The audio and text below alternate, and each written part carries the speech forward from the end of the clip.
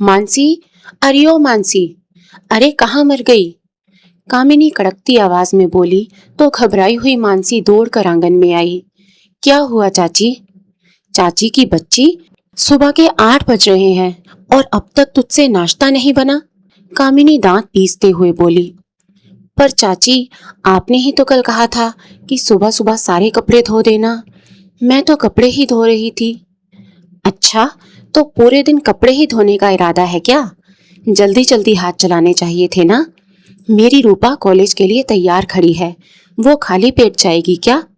कपड़े बाद में धोना, पहले नाश्ता बनाओ उसके लिए।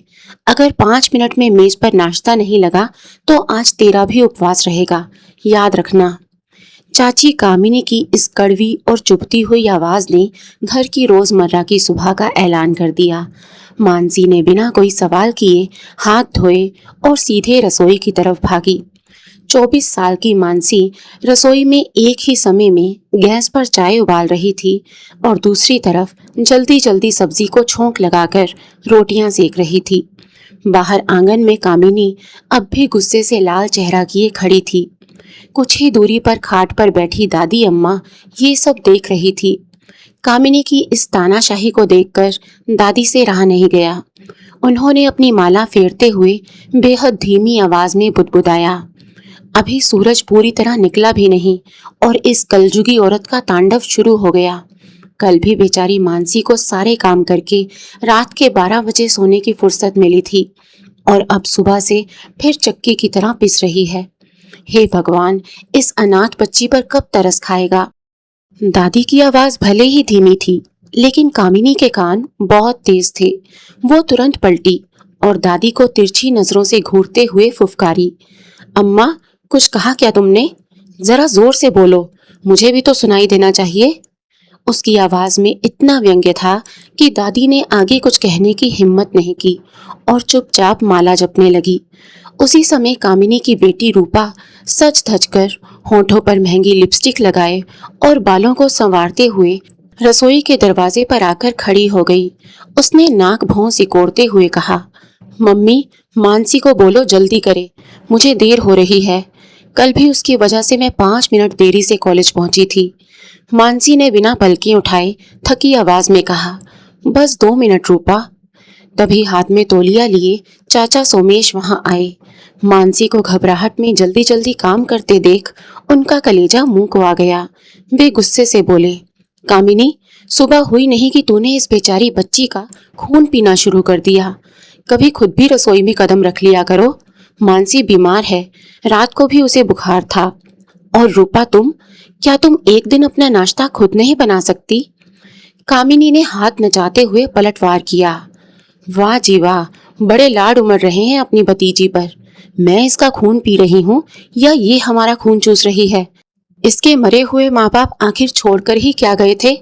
एक तो हम इसकी जिम्मेदारी उठा रहे हैं, इसे 2 वक्त की रोटी देते हैं, ऊपर से आप मुझे ही सुना रहे हैं। वैसे भी मेरे घुटनों में दर्द रहता है, मुझसे अब काम नहीं हो पाता। और मेरी बेटी रूपा कॉलेज जाती है, पढ़ लिख कर अपने सपने पूरे करना चाहती है। ये घर का काम क्यों करेगी? सोमेश मानसी के पास गए और उसके सिर पर हाथ रखा। अब तबीयत कैसी है बेटी तुम्हारी? मानसी ने उनकी तरफ देखा और एक झूठी मुस्कान के साथ कहा, चाचा जी, मैं बिल्कुल ठीक हूँ। आप फालतू में परेशान होते हैं। मुझे काम करना अच्छा लगता है और ये मेरा फर्ज भी है। सोमेश की आंखों में पानी भर आया। उन्हें पता था कि मानसी सिर्फ घर का कलेश शांत करने के लिए अपनी खुशियों की बलि चढ़ा रही है। शाम को जब सोमेश लौटे तो उनके चेहरे पर खुशी के भाव थे। हॉल में कामिनी और रूपा टीवी देख रही थी। अम्मा भी वहीं सोफे पर बैठी थी। सोमेश सीधा अम्मा के पास गया। अम्मा, एक बहुत अच्छी खबर है। मानसी के लिए एक बहुत बढ़िया रिश्ता आया है। इतना सुनते ही कामिनी ने अचरज से टीवी का रिमोट नीचे रख दिया। रिश्ता? इस मानसी के लिए? होगा कोई ऑटो ड्राइवर या फिर छोटी मोटी नौकरी करने वाला, वो मन ही मन बोली। सोमेश ने कामिनी की तरफ देखा। मेरे दोस्त है ना राम प्रसाद जी, उनके बेटे अनिकेत के लिए उन्होंने मानसी का हाथ मांगा है। उन्हें एक सादगी पसंद लड़की चाहिए जो घर को संभाल सके। पिछले हफ्ते हम लोग शर्मा जी की बेटी की शादी में गए थे ना, वही उन लोगों ने मानसी को देखा था। हमारी मानसी उन्हें बहुत पसंद आई। मैं लड़के और उसके परिवार को बहुत अच्छी तरह जानता हूँ। बहुत संस्कारी और सुलझा हुआ परिवार है। ये सुनकर अम्मा बहुत खुश हो गई, लेकिन कामिनी की जैसे सांस आनी ही बंद हो गई थी। सोमेश ने एक गहरी सांस ली और आगे कहा, अम्मा, लड़का दिल्ली की एक मल्टीनेशनल कंपनी में है, लाखों में कमाता है और सबसे बड़ी बात, अगले महीने उसे प्रमोशन मिल रहा है और वो अमेरिका ट्रांसफर हो रहा है। विदेश शिफ्ट होने से पहले वो लोग शादी करना चाहते हैं। ये सुनते ही कामिनी और रूपा के चेहरे का रंग उड़ गया। रूपा, जो खुद को इस घर की इकलौती राजकुमारी समझती थी, उसे लगा जैसे किसी ने उसके मुंह पर तमाचा जड़ दिया हो। इतना अच्छा रिश्ता, और इस मानसी के लिए। कामिनी हड़बड़ा गई और फिर एक फीकी सी हंसी हंसते हुए बोली, अरे नहीं, कोई गलतफहमी हुई होगी उन्हें। उन्होंने हमारी रूपा को पसंद किया होगा। हमारी रूपा जैसी खूबसूरत और पढ़ी लिखी लड़की को छोड़कर वो लोग। कोई गलतफहमी नहीं है कामिनी, उन्होंने मानसी की फोटो भी देखी है। सोमेश ने बात काटते हुए कड़क आवाज में कहा, परसों वो लोग मानसी को देखने आ रहे हैं। कमरे में सन्नाटा छा गया। कामिनी बाहर से तो चुप रह गई, लेकिन उसकी आंखों में जो नफरत और ईर्ष्या थी, वो किसी खतरनाक साजिश की ओर इशारा कर रही थी। अगली सुबह हुई तो घर का माहौल बिल्कुल बदला हुआ था। चाची कामिनी के तेवर एकदम नर्म थे। उसने मानसी को रोज की तरह डांटने की बजाय बड़े प्यार से पास बुलाया और उसके सिर पर हाथ फेरते हुए बोली, मानसी बेटा, कल रात मैं सो नहीं पाई। मुझे अपनी गलती का एहसास हो चुका है। तू भी तो इस घर की बेटी है, आखिर मेरा भी कोई फर्ज बनता है तेरे प्रति। फिर अपने पति सोमेश की ओर देखते हुए कामिनी बोली, सुनिए जी, आप आज ही मानसी को बड़े बाजार से शॉपिंग करवाएंगे। मानसी हमारी भी बेटी है, इसके लिए हम कोई कमी नहीं छोड़ेंगे। कामिनी ने अपने पर्स से 10,000 रुपए निकाले और मानसी को देते हुए बोली, जा बेटा, बाजार से अपने लिए एक अच्छा सा सूट, मेकअप का सामान और ब्रांडेड फेशियल क्रीम ले आ। कल लड़के वाले आ रहे हैं।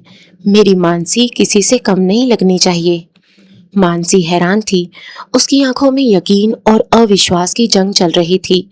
उसे लगा शायद चाचा की डांट का असर हुआ है या वाकई चाची का दिल पिघल गया है। खाट पर बैठी दादी भी हक्की बक्की थी। उनकी अनुभवी आंखें इस अचानक आए बदलाव में कोई गहरा राज ढूंढ रही थी। सोमेश के चेहरे पर एक सुकून भरी मुस्कान आ गई। उन्हें लगा कि अब उनके घर में खुशियां वापस लौट आएंगी। लेकिन रूपा को यकीन नहीं हो रहा था कि उसकी माँ, जो मानसी के नाम से भी चिढ़ती थी, उसे आखिर हो क्या गया है। बाजार से लौटते वक्त मानसी के हाथ में उसकी पसंद की सलवार सूट, महंगी फेशियल क्रीम और ब्रांडेड मेकअप का सामान था।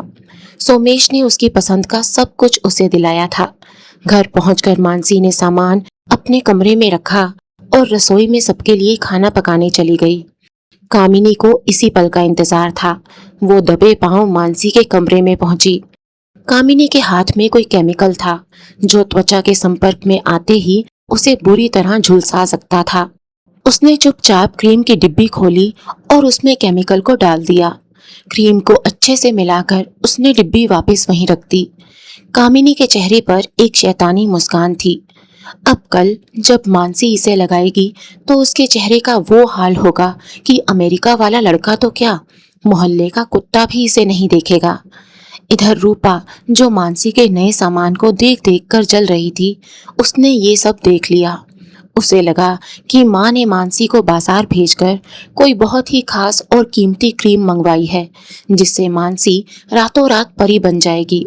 उसके मन में लालच की आग भड़क उठी। उसने सोचा, मम्मी चाहे कितना भी नाटक करे, लेकिन ये क्रीम तो मैं ही लगाऊंगी। कल लड़के वाले मानसी को नहीं, मुझे पसंद करेंगे। शाम के समय जब मानसी डिनर की तैयारी करने में व्यस्त थी, रूपा दबे कदमों से मानसी के कमरे में गई।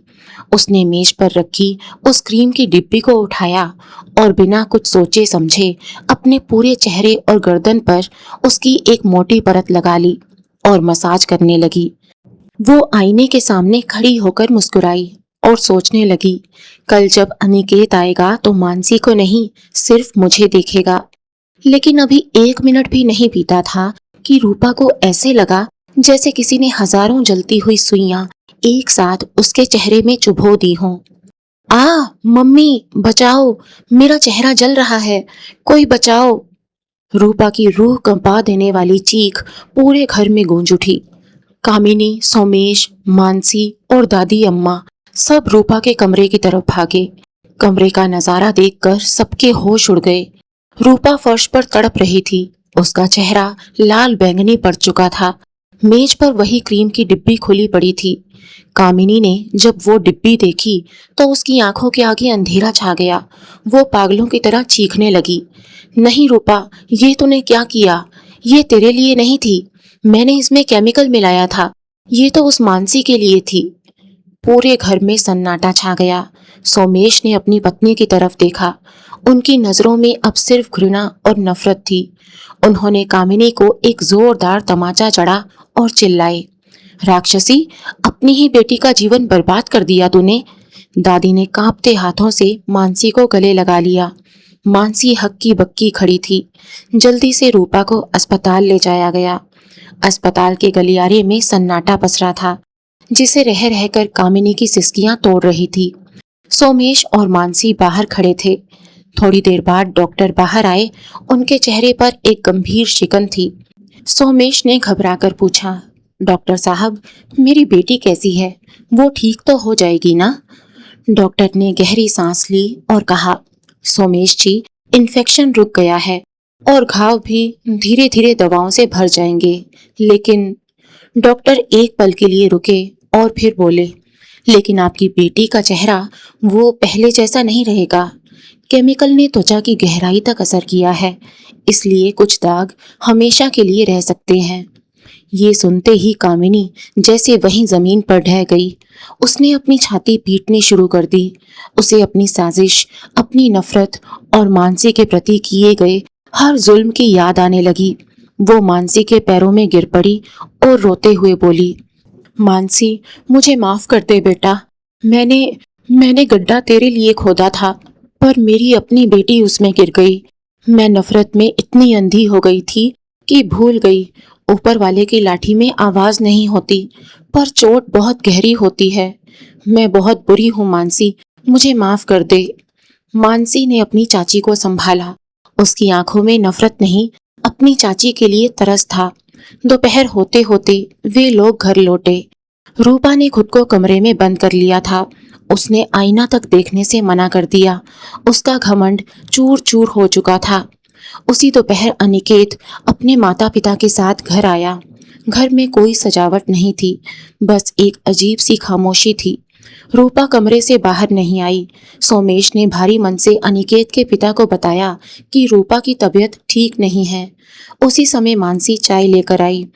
अनिकेत ने मानसी को देखा, जो बिना किसी साजो श्रृंगार के बिल्कुल सादगी से तैयार होकर आई थी।